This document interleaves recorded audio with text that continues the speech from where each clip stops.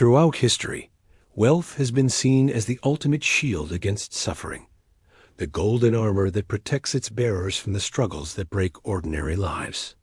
But history also teaches us something darker, that fortune, when vast enough, can become its own kind of prison. Barbara Hutton was born into a level of wealth most people cannot even imagine. Heiress to the Woolworth Empire, she inherited the equivalent of nearly $500 million before she turned 21. She wore tiaras once belonging to Russian royalty. She owned palaces on 3 continents. The world called her the richest girl alive. Yet by the time she died in 1979, Barbara Hutton had nothing. Not financially, though she died nearly penniless. But emotionally, spiritually, she had been emptied out long before. 7 marriages, each one ending in betrayal or heartbreak. A lifetime of searching for love in all the wrong places. A body ravaged by drugs, alcohol, and anorexia. And at the end, complete isolation in a suite at the Beverly Wilshire Hotel, weighing barely 80 pounds, unable even to walk. How does someone born with everything end up with nothing? How does a woman who could buy anything never find what she truly needed? This is the story of Barbara Hutton, the poor little rich girl whose tragedy wasn't that she had too much money, but that she never had enough love. On November 14, 1912, in a mansion on Fifth Avenue in New York City, Barbara Woolworth Hutton entered a world of almost unimaginable privilege. Her mother was Edna Woolworth, daughter of Frank Winfield Woolworth, the retail magnate who had built an empire of 5 and dime stores across America. Her father was Franklin Laws Hutton, co-founder of E.F. Hutton and Company, one of the most powerful investment firms on Wall Street. The Woolworth fortune was estimated at $65 million over $2 billion in today's currency. Barbara was not just wealthy. She was dynastic wealth personified. But if you could have peered behind the gilded doors of that Fifth Avenue mansion, you would have seen something the newspapers never reported. A household poisoned by loneliness, infidelity, and emotional neglect. Franklin Hutton was a handsome, charming man who loved 2 things above all else: making money and pursuing women who were around his wife. He traveled constantly for business, but those who knew him whispered that his trips had as much to do with his mistresses as with his banking empire. He was rarely home. And when he was distant, cold, preoccupied. Edna Woolworth Hutton, meanwhile, was drowning. Beautiful, cultured, and utterly trapped in a loveless marriage. She spent her days wandering the empty rooms of their mansion, searching for anything to fill the void her husband had left. She found solace, briefly, in an affair with a man named John Vernew Bud Bouvier, Jr., whose nephew would one day marry Jacqueline Kennedy. But the affair brought her no lasting happiness. Nothing did. And little Barbara, with her wide blue eyes and golden curls, watched it all. She was cared for primarily by nannies and governesses. Her father was a ghost. Her mother was a shadow, distant and increasingly fragile. Even surrounded by servants, Barbara was profoundly alone. And then, on May 2, 1917, when Barbara was just 4 years old, her world shattered completely. She was playing in the hallway outside her mother's bedroom. The door was slightly ajar. Curious, she pushed it open and walked inside. There, slumped over in a chair, was her mother, lifeless, silent, gone. Barbara screamed. Servants rushed in. Doctors were called. But nothing could undo what the little girl had seen. The image of her mother's body would haunt Barbara Hutton for the rest of her life. The official cause of death was listed as complications from ear surgery specifically, mastoiditis, an infection of the bone behind the ear. But whispers spread through New York society almost immediately. Some said Edna had taken her own life, unable to bear the pain of her husband's betrayals any longer. Others suggested she had overdosed on the medications she had been taking for chronic pain.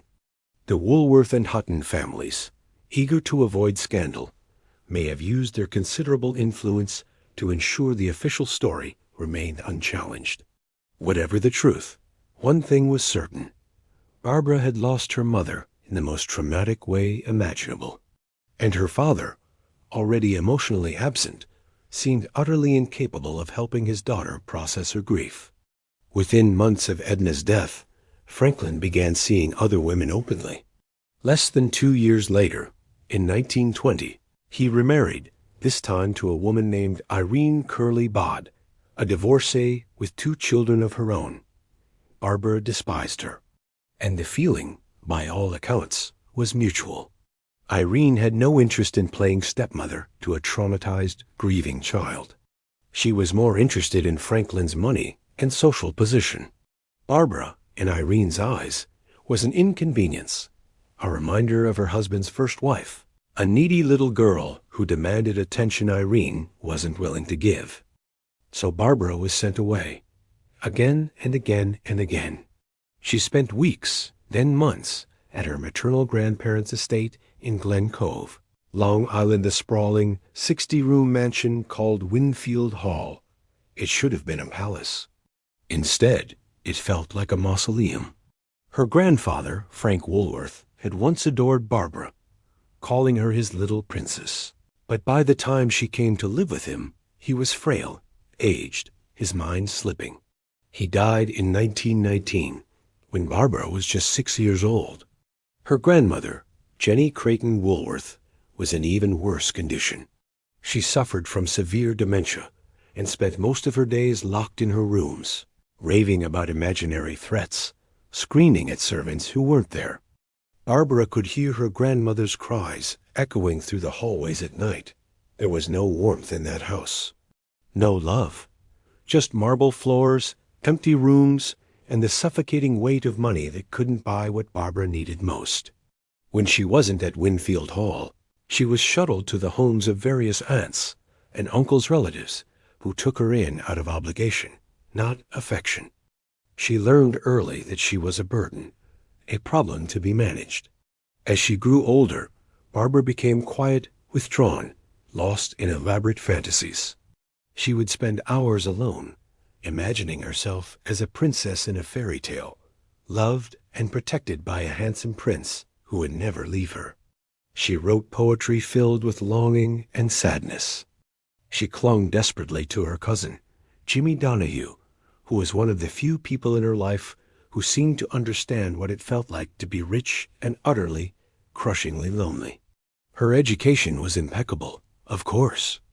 She attended Miss Hewitt's classes in New York, then Miss Porter's School for Girls in Connecticut, institutions where the daughters of America's elite were groomed to become proper society wives. But no amount of French lessons or deportment classes could fill the void inside her. Barbara Hutton was learning a lesson that would define her entire life. Money could buy everything except the one thing she wanted most: love. In 1924, when Barbara was just 12 years old, her grandmother Jenny Woolworth died. The will was read, and Barbara's life changed, at least on paper. Jenny left her granddaughter $26.1 million. Adjusted for inflation, that's approximately $470 million today. Combined with the trust fund left by her mother, Barbara's total inheritance would eventually reach $42 million by the time she turned 21, making her one of the wealthiest young women in the world. But here is the cruel irony. The money that was supposed to protect her became the thing that made her a target. Suddenly, everyone wanted something from Barbara Hutton. Her father, who had been largely absent, now took a keen interest in managing her fortune. He controlled her trusts, made investment decisions on her behalf, and perhaps not coincidentally, his own wealth grew substantially during this period. Franklin Hutton was a financial genius. He had wisely divested from the stock market just before the crash of 1929, protecting and even multiplying Barbara's inheritance while millions of Americans lost everything. But as a father, he remained distant, cold, more interested in his daughter's balance sheet than her emotional well-being. Meanwhile, the press had discovered Barbara. Newspapers began running stories about the richest girl in America. Photographers followed her. Gossip columnists speculated about her future. Would she marry royalty? Would she become a film star? What would she do with all that money? Barbara was still a teenager, still grieving, still desperate for genuine connection. But privacy was now a luxury even her fortune couldn't buy. As she entered her late teens, Barbara began to blossom physically. She was tall, slender, with delicate features and enormous blue eyes. She wasn't conventionally beautiful in the Hollywood sense. Her face was too angular, her frame too thin, but she had something more valuable, an ethereal, almost otherworldly quality that photographs couldn't quite capture. She looked fragile, haunted, like a character from a Gothic novel, and the world was obsessed with her. By 1930, America was in the grip of the Great Depression. Millions were unemployed. Bread lines stretched around city blocks. Families lost their homes. The stock market crash of 1929 had wiped out fortunes overnight, and the nation was on its knees. And then Barbara Hutton turned 18. On December 21, 1930, at the Ritz-Carlton Hotel in New York City, Barbara's father threw her a debutante ball that would go down in history as one of the most extravagant and tone-deaf displays of wealth in American history. The guest list read like a who's who of American aristocracy: Astors, Vanderbilts, Whitneys, Rockefellers. Over 1,000 people were invited. The ballroom was transformed into a glittering winter wonderland, decorated with thousands of white flowers that alone cost $50,000, nearly $1 million in today's money. 4 orchestras played throughout the night. Maurice Chevalier, the famous French entertainer, was hired to perform and arrived dressed as Father Christmas. 2,000 bottles of champagne were served by a staff of 200 waiters. At midnight, a 17-course supper was served. For those who danced until dawn, 1,000 breakfasts were laid out. But the piece de resistance was the party favors. Each guest received a small jewelry box. Inside, loose diamonds, emeralds, rubies, and sapphires. Precious gems given away like candy.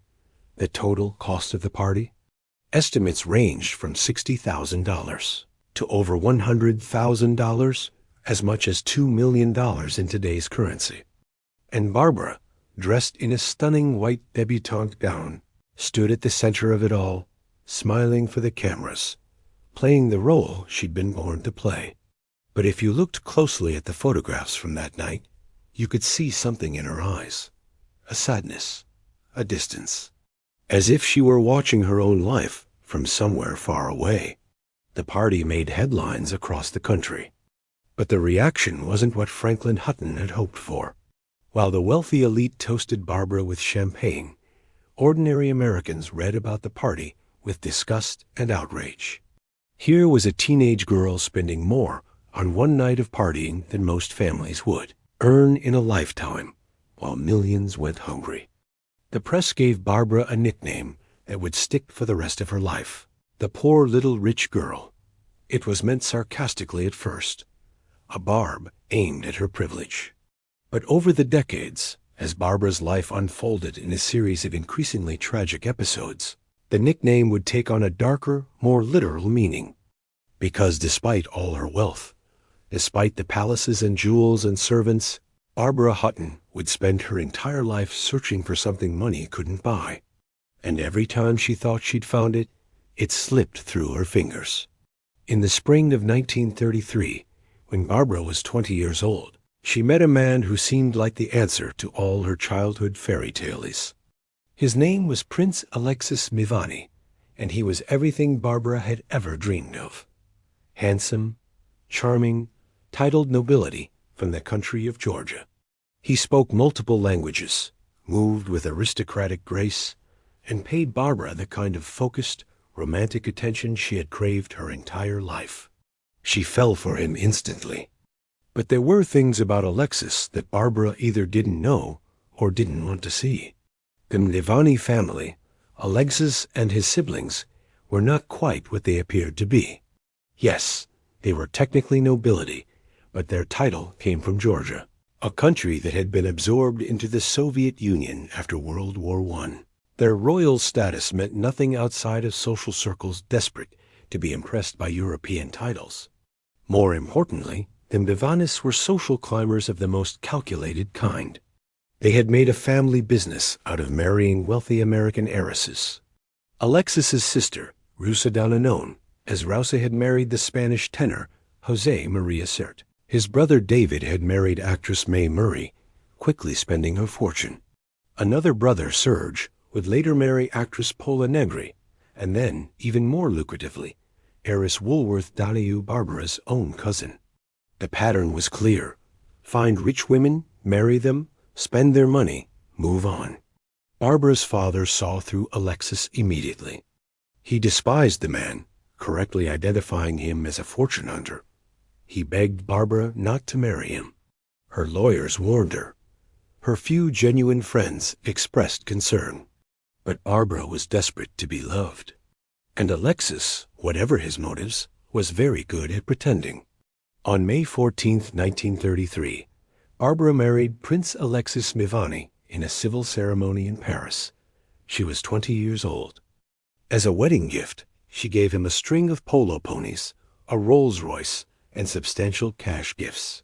Within weeks of the marriage, Alexis was spending Barbara's money with abandon on cars, jewelry for other women, lavish parties. He was also, it turned out, continuing affairs he'd been conducting before the marriage. Multiple affairs. Barbara tried to ignore it. She threw herself into the role of Princess Mivani, decorating their homes, hosting parties, playing the part of the sophisticated European aristocrat's wife. But late at night, alone in whatever palace or villa they were occupying at the moment, the truth was impossible to avoid. Alexis didn't love her. He loved her money. The marriage lasted less than 2 years. In 1935, they divorced. Barbara paid Alexis a settlement of $2 million over $44 million in today's money, just to be free of him. 1 year later, in 1936, Alexis Mivani died in a car crash during a polo match in Spain. He was speeding in one of the expensive sports cars Barbara had bought him when he lost control and crashed into a tree. When Barbara heard the news, she reportedly wept. Not because she still loved him, but because the man she had believed would save her had turned out to be nothing more than a beautiful, expensive lie. It was a pattern that would repeat itself 6 more times. Barbara's second marriage came too quickly, perhaps for someone still reeling from her first disaster. In 1935, she met Count Kurt Heinrich Erdmann Georg von Haugwitz-Reventlow, a Danish nobleman with an impressive title and not much else. He was tall, aristocratic, and crucially seemed less overtly mercenary than Alexis had been. They married on May 14, 1935, exactly 2 years after her first wedding. This time, Barbara tried to do things differently. She wanted a real marriage, a real partnership. And for a brief moment, it seemed possible. On February 24, 1936, Barbara gave birth to a son, Lance Reventlow. For the first time in her life, Barbara felt like she had something pure, something untainted by money or social climbing. She adored Lance. He was, she believed, the one person who would love her unconditionally. But motherhood, it turned out, was not the salvation she'd hoped for. Count Reventlow, like Alexis before him, had married Barbara primarily for her fortune. He controlled her money, made decisions without consulting her, and treated her more like a bank account than a wife. When Barbara tried to assert herself, he became cold, dismissive.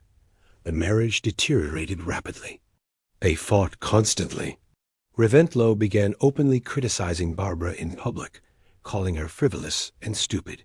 He took control of Lance, limiting Barbara's access to her own son. In 1938, after 3 years of misery, Barbara filed for divorce. The custody battle over Lance was brutal. Reventlow used Barbara's wealth against her, painting her as an unfit mother more interested in parties and jewels than in raising her child. In the end, they reached a settlement. Barbara paid Reventlow $1.5 million and received joint custody of Lance, but the damage was done. Her relationship with her son, which should have been the one pure connection in her life, was now complicated by legal agreements, scheduled visitation, and the knowledge that even motherhood could be turned into a transaction. Barbara was 26 years old.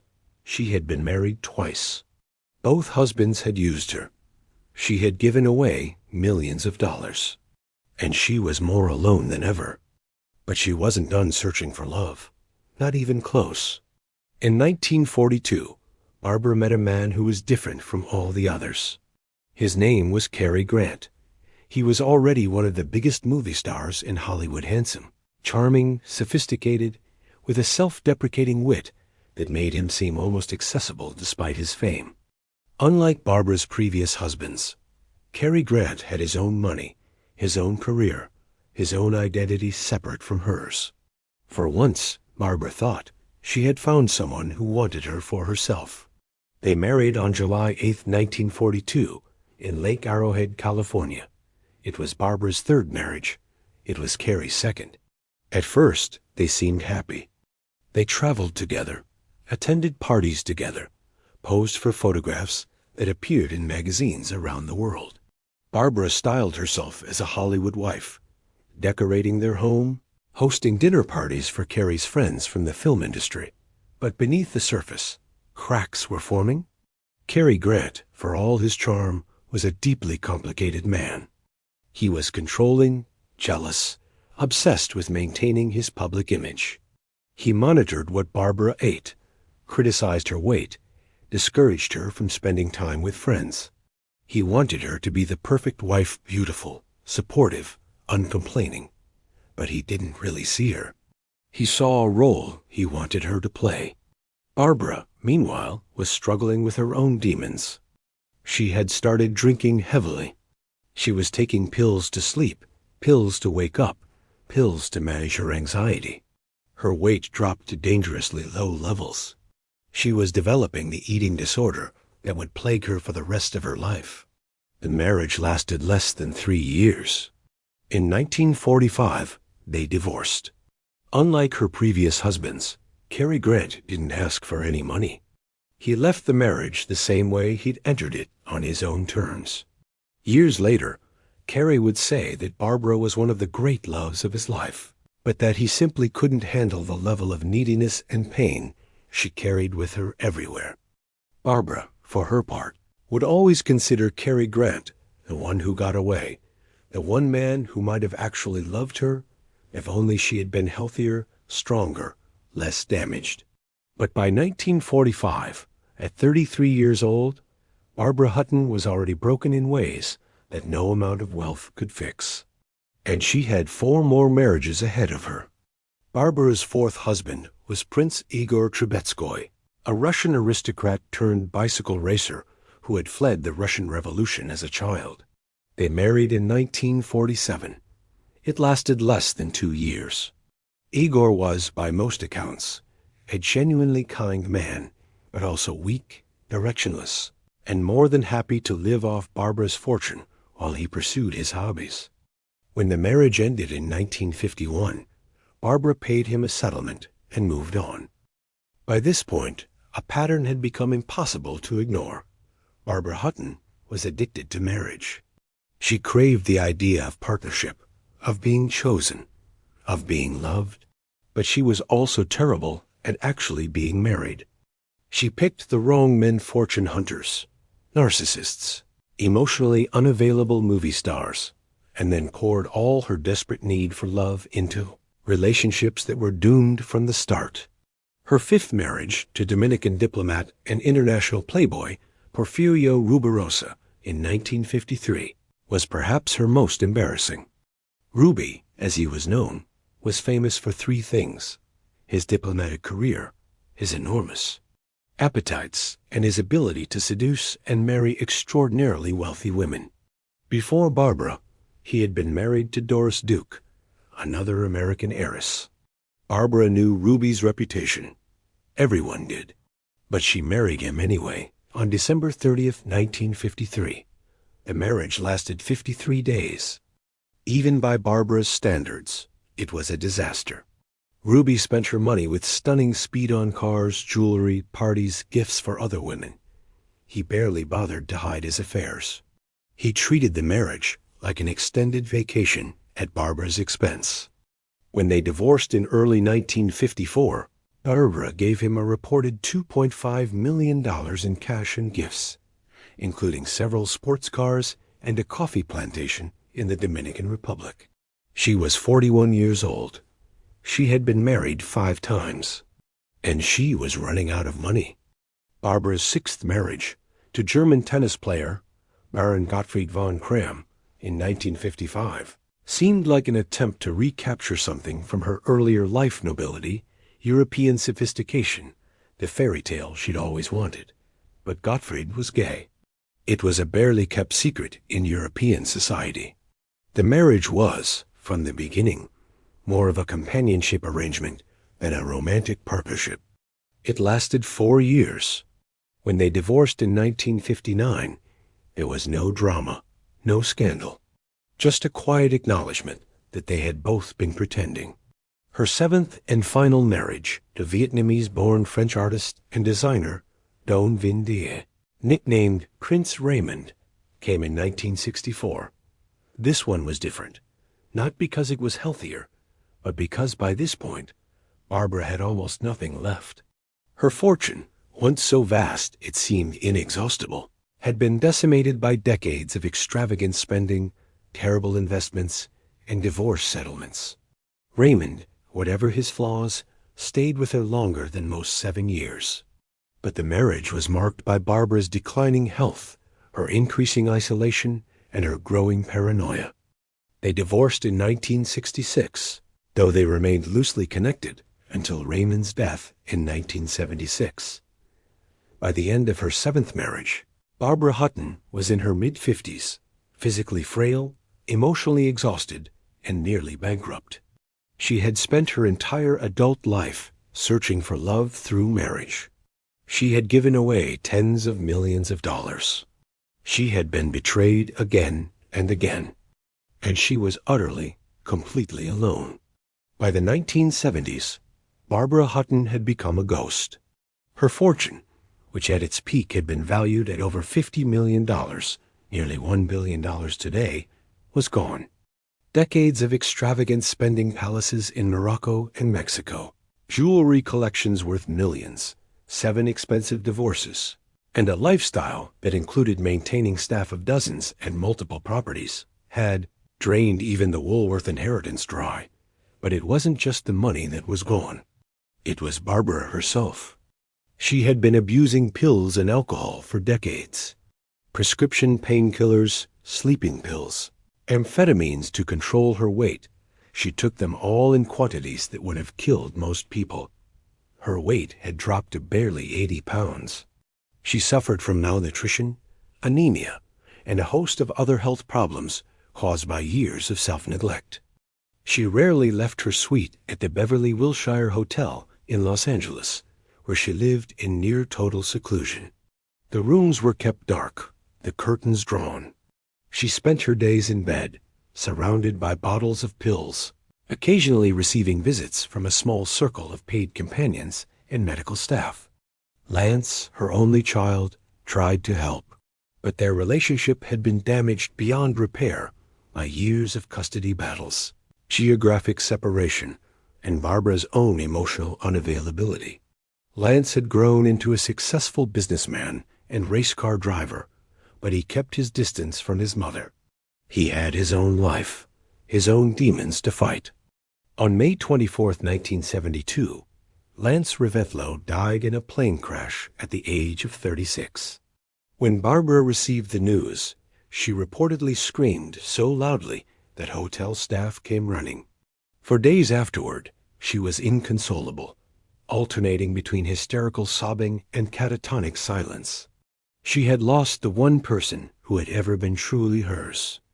The one relationship untainted by gold digging or manipulation. And now he was gone. After Lance's death, Barbara retreated even further from the world. She stopped seeing almost everyone. She lived entirely in the past, surrounded by photographs from her glamorous youth, wearing old jewelry from her glory days, even as she lay in bed, too weak to walk. On May 11, 1979, Barbara Hutton died in her sleep at the Beverly Wilshire Hotel. She was 66 years old. The official cause of death was heart attack, but really, Barbara had been dying for years. Her body, ravaged by decades of drug abuse, alcoholism, and anorexia, had simply given out. When her estate was settled, the numbers told a story that would have been unimaginable to anyone who remembered the 18-year-old heiress at her million-dollar debut party. Barbara Hutton died with less than $3,500 to her name. One of the richest women in American history had died essentially penniless. Her funeral was small, quiet. A few relatives attended. Some former employees. A handful of people who had known her in better days. But most of the people who had filled her life, the husbands, the hangers-on, the society friends who had flocked to her parties, were long gone. She was buried at Woodlawn Cemetery in the Bronx, next to her mother, Edna Woolworth Hutton, whose death had haunted Barbara for 62 years. Looking back on Barbara Hutton's life, it is tempting to see it as a cautionary tale about wealth and privilege proof that money can't buy happiness, that fortune brings its own kind of curse. But that would be too simple. Barbara's tragedy wasn't that she had too much money. It was that she grew up without love, without stability, without anyone who saw her as more than a fortune to be managed or exploited. The trauma of finding her mother's body at age 4 shaped every relationship she ever had. The emotional neglect of her father taught her that love had to be bought and paid for. She spent her entire life searching for someone who would love her for herself, and because she didn't know what genuine love looked like, she mistook manipulation for romance, transaction for connection. Every husband who took her money confirmed what she always secretly believed, that she was only valuable for what she could give, never for who she was. By the time she died, Barbara Hutton had married 7 times, given away tens of millions of dollars, and spent 66 years running from the little girl who had found her mother dead in that Fifth Avenue mansion. In the end, she died the way she had lived, alone, despite being surrounded by people who wanted something from her.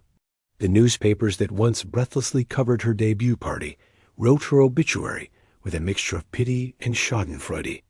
The poor little rich girl had finally lived up to her nickname. But perhaps the saddest part of Barbara Hutton's story isn't how she died. It's how desperately she wanted to live, to be loved, to be valued, to matter to someone. She was born with everything money could buy, and she died having never found the one thing it couldn't.